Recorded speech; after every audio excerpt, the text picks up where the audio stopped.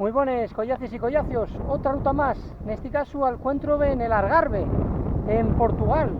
Hoy voy a subir el puerto más nomau y más importante en la volta ao Algarve, que es el Alto da Folla. Miráis, aquí en esta zona, qué guapo. Estoy apegado a Portimao, esta pastera del Algarve, y voy a subir como os digo, Alto da Folla. Venga, voy a seguir, hasta ahora. Collacios, aquí sigo, collacies.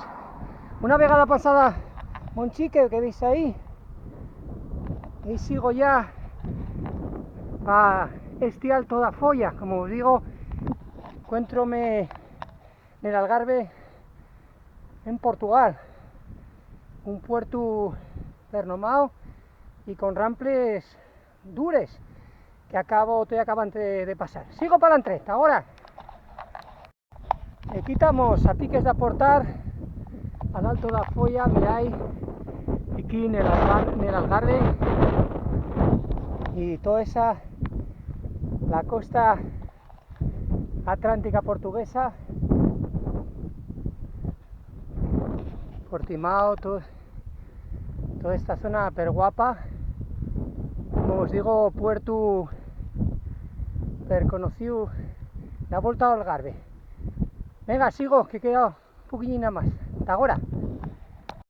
Aquí estamos ya, Alto da Folla, el Algarve, mucho viento, y aquí tenéis esa estatua del Alto da Folla.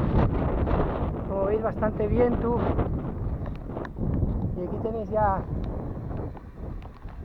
la redolada, que son todo antenas panorámicas de aquí del Alto da Folla.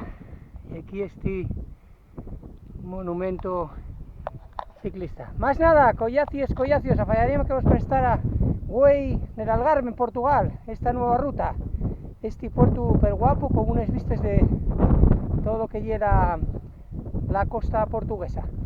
Venga, está ahí, soy a las mis redes, que voy a seguir expulsando. Tayueu.